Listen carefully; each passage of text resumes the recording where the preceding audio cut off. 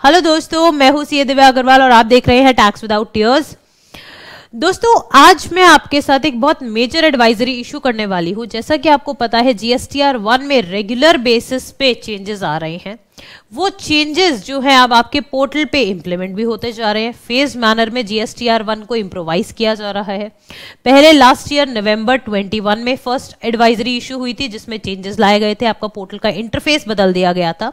Second, अभी recently कुछ time पहले ही आया है, ठीक है, जो आप यहाँ पे ऑलरेडी फीचर, मेरे जो ये 4th वीडियो है आप इसके अंदर देख सकते हो। और अब दोबारा से ये चेंज आया है। अब ये चेंज किस चीज से रिलेट करता है, कितना ये इंपॉर्टेंट है, कैसे अब हमें जब जीएसटीआर 1 भरने का टाइम है फरवरी मंथ की, तो हमें किन बातों का ध्यान रखना है, वो सारी बात आज हम डिस्कस करेंगे। बट इससे पहले अगर अभी तक आपने मेरे चैनल यानी टैक्स विदाउट टीयर्स को सब्सक्राइब नहीं किया है तो प्लीज आप इसको सब्सक्राइब कीजिए। साथ ही बने बेल का आइकन पे क्लिक कीजिए ताकि आपको रेगुलर अपलोड्स के बारे में पता चल सके। इसके साथ साथ आप मुझे लिंक्डइन, ट्विटर, टेलीग्राम और इंस्टाग्राम पर भी फॉलो कर सकते हैं। अब दोस्तों, आप ही की रिक्वेस्ट पे मैंने अपनी मोबाइल एप्लीकेशन भी लॉन्च करी है टैक्स विदाउट टीयर्स के नाम पे। ये आपको डिस्क्रिप्शन बॉक्स में इसका आपको लिंक मिल जाएगा। एंड्रॉइड एंड आईओएस दोनों में ही अवेलेबल है। अब इसके अंदर आपको दोस्तों कोर्सेज मैंने बहुत सारे लॉन्च किए हैं। इनमें से एक है आपका जीएसटी रिटर्न फाइलिंग का, जो मैं कल लाइव आके आपको समझाने वाली। जीएसटी पोर्टल पे इतने सारे फीचर्स हैं एक्चुअली हमारे पास, जिनका हमें पता ही नहीं होता है, जो हमें एक्चुअल में डेली बेसिस पे बहुत काम आ सकते हैं। तो वो फीचर्स को हम डिस्कस करेंगे। ई वे बिल को हम देखेंगे, उसके पोर्टल को, ई इनवॉइसिंग के पोर्टल को हम लोग देखने वाले, सीबीआईसी पोर्टल को हम देखेंगे, और साथ ही रिटर्न्स में अगर हमसे गलतियां हो गई या बहुत सारे ऐसे प्रैक्टिकल केसेस को along with complete return filing हम लोग समझेंगे।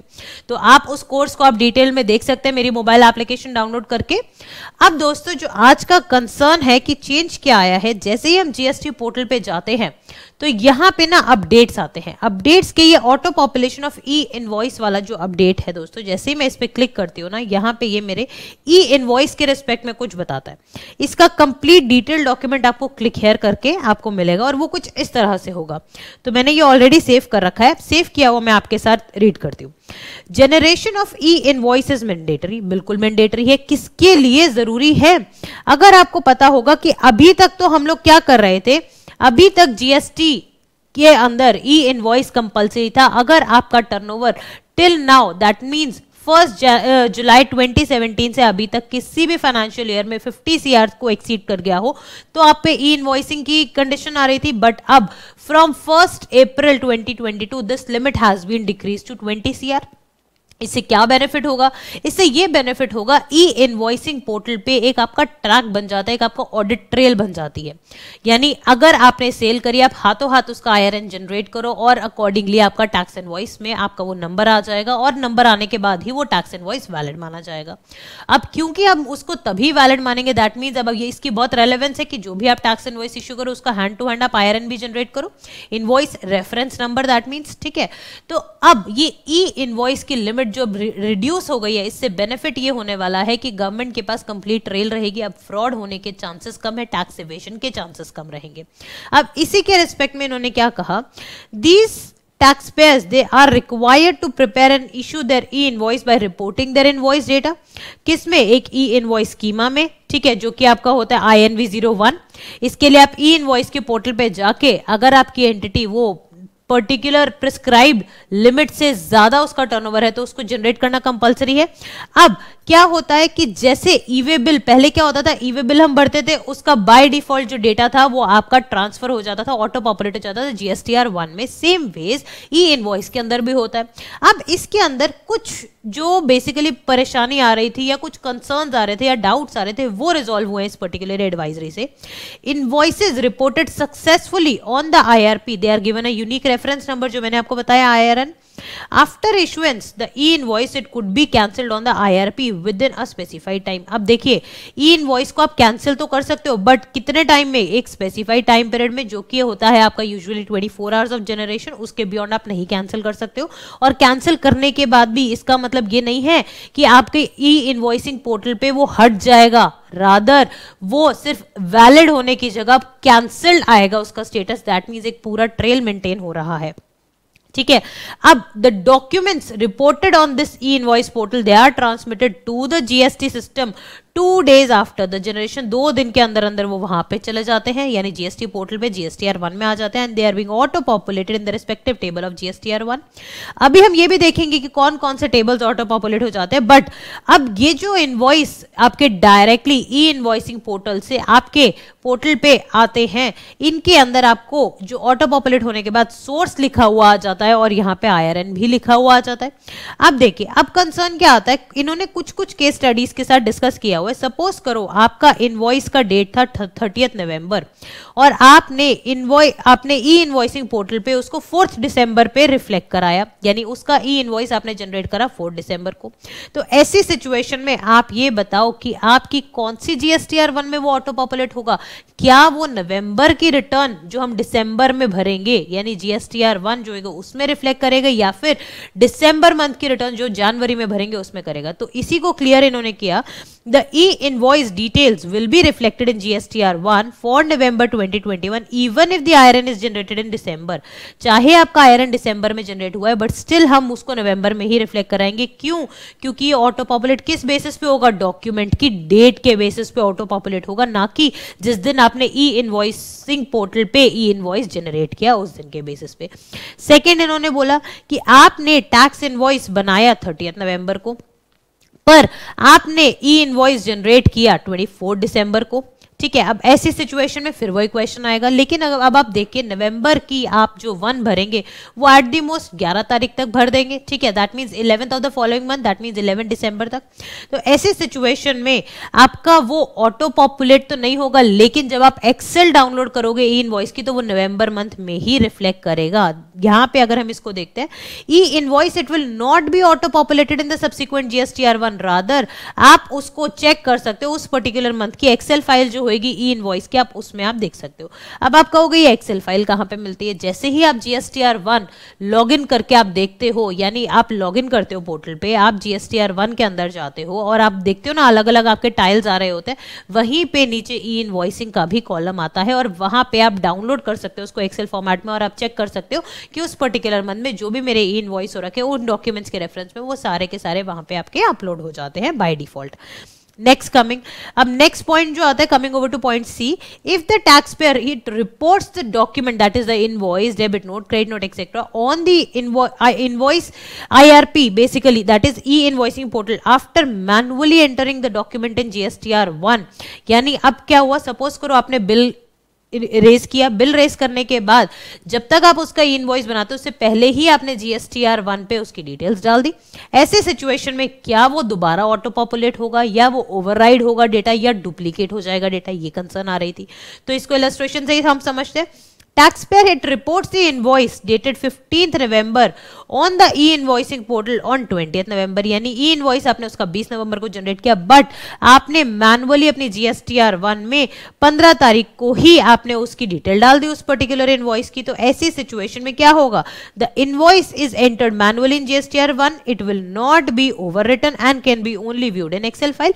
सिंपली आप उसको देख सकते हो एक्सेल फाइल में, जो आपकी ई वे बिल की आप वो ई इनवॉइसिंग की आप बेसिकली जो डाउनलोड कर सकते हो उसमें आप उसको देख पाओगे। अब कौन से ऐसे टेबल्स हैं GSTR1 के जो ऑटो पॉपुलेट होते हैं? आपका B2B सप्लाईज हो गई, ठीक है, जो आपका रिवर्स चार्ज में B2B होती है, ये other than those attracting the B2B हो जाती है, रिवर्स चार्ज हो जाता है B2B में। एक्सपोर्ट्स आ गए आपके पास CD यानी credit note, debit note registered person से और अनरजिस्टर्ड पर्सन से विद UR टाइप क्या होगी, as exports with payment of tax और विदाउट पेमेंट ऑफ टैक्स, यानी एक्सपोर्ट्स के केस में अनरजिस्टर्ड वाला CD NR जो होता है आपके, वो भी आपके इसमें ऑटो पॉपुलेट हो जाएंगे। Now coming over to point 5, GST system क्या करता है, GST पोर्टल जो भी आपका इनवॉइस से डेटा आता है इनवॉइसिंग पोर्टल से, वो डायरेक्टली उसमें GSTR1 में ऑटो पॉपुलेट करता है और दिखाता है कि ये सोर्स आपका ई इनवॉइस से है, इसका ये IRN है और ये IRN की डेट है, ये तीनों कॉलम जो आपको रिफ्लेक्ट कर जाता है। तो अब कंसर्न क्या आती है दोस्तों कि आपको अगर आप पे ई इनवॉइसिंग प्रोविजन एप्लीकेबल है तो बाय डिफॉल्ट आपके ये टेबल्स ऑटो पॉपुलेट हो ही जाएंगे और ये मिस्टेक भी नहीं होगी, अनलेस एंड अनटिल आपको कोई वो डिटेल सही नहीं लग रही है, आपको लग रहा था कि वो बिल मॉडिफाई हुआ है, कुछ भी रीजन है, तो आप उसको GSTR1 में आप अपडेट कर सकते हो। लेकिन हमेशा ये ध्यान रखिएगा, अगर आप वेरिएंस रख रहे हो ई इनवॉइसिंग पोर्टल पे और GSTR1 में फाइनल आपके GSTR1 मानेंगे, बट ये वेरिएंस की जो नॉलेज है ना वो डिपार्टमेंट तक चली जाएगी कि आपने क्या क्या चेंज किए हैं। So you have to be very careful while generating your e invoice, आप गलती उसमें नहीं कीजिएगा, ठीक है। अब GSTR1 क्या है, statement of the outward supplies हो जाता है, ठीक। वही same, the data auto populated in the source IRN and IRN field will be deleted अगर आप मॉडिफाई करते हो। जब जैसे मैंने आपको कहा कि अगर सपोज करो आपने 100 रुपए का इनवॉइस रेज किया था, बट बाय मिस्टेक आपने ई इनवॉइस में उसको 10 रुपए का कर दिया, तो अब जब वो GSTR1 में आपके ऑटो पॉपुलेट होगा तो आप उसको मॉडिफाई करोगे, 10 से उसको 100 रुपए करोगे।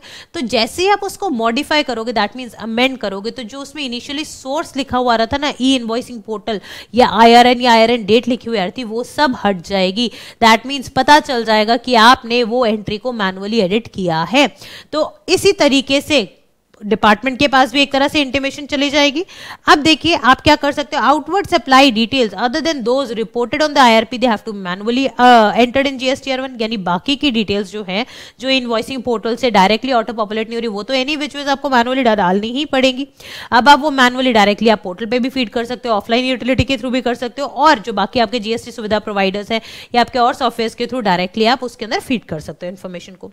अब इसमें क्या कह रहा है कि कैंसिलेशन भी जो होती है IRP की, तो ऐसे सिचुएशन में क्या होता है, सपोज करो आपने इनवॉइस जनरेट किया बट आपको लगा ये नहीं होना चाहिए था, आपने इनवॉइस ही कैंसिल कर दिया ड्यू टू सम रीजन, तो ऐसे सिचुएशन में ई इनवॉइस के केस में क्या लिखा हो जाएगा, स्टेटस वैलिड की जगह कैंसिल लिखा हुआ जाएगा, और वही एज इट इज आपके GSTR1 में ऑटो पॉपुलेट हो जाएगा। तो यहाँ पे भी आपको ये इशू नहीं है कि GSTR1 में तो वो वैलिड दिखा रहा है, ये भी ध्यान रखिएगा। और ई इनवॉइस को आप एक्सेल फॉर्मेट में डाउनलोड भी कर सकते हो, डाउनलोड करोगे तो ये सारी डिटेल्स जो आपको पॉइंट 10 में है ये सारी आपको मिल जाएंगी। आप कैसे डाउनलोड करोगे, इनवॉइस की जो लास्ट 5 टाइम्स आपने जो डाउनलोड कर रखा होगा ना इनवॉइस को एक्सेल फॉर्मेट में, आप वो इजीली वहां पे देख पाओगे। यानी जो नया आपका इंटरफेस है GSTR1 में, उसके अंदर आप बहुत इजीली ई इनवॉइस की हिस्ट्री को देख सकते हो, जो भी जितनी बारी भी आपने डाउनलोड किया है। आपके पास नीचे भी ऑप्शन आ जाते हैं और बीच में टाइल में आप हिस्ट्री को चेक कर सकते हो। सो दिस इज हाउ आपका GSTR1 में इंपैक्ट आएगा ई इनवॉइस का। तो दोस्तों जो अभी लिमिट 20 करोड़ हुई है, moving forward some down in future वो और डिक्रीज होएगी लिमिट। रीजन बीइंग गवर्नमेंट को फ्रॉड कम करने हैं, इवेजन टैक्स इवेजन कम करने हैं। इसके लिए सबसे बेस्ट तरीका ही यही है, क्योंकि यहाँ पे ऑडिट ट्रेल आपका मेंटेन हो जाता है।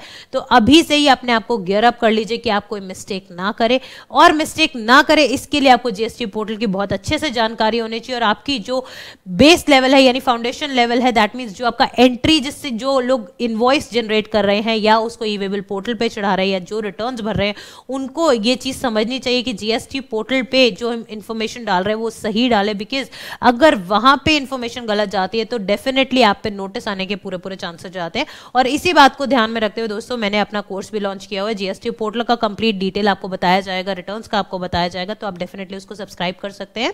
वो मेरी मोबाइल एप्लीकेशन पे आपको मिल जाएगा। उम्मीद करती हूँ कि आपको मेरा आज का वीडियो अच्छा लगा होगा। अच्छा लगा है तो प्लीज आप मेरे चैनल को सब्सक्राइब कीजिए और साथ ही इस वीडियो को स्प्रेड कीजिए ताकि बाकी लोगों को भी इसकी इंफॉर्मेशन मिल सके। Thank you.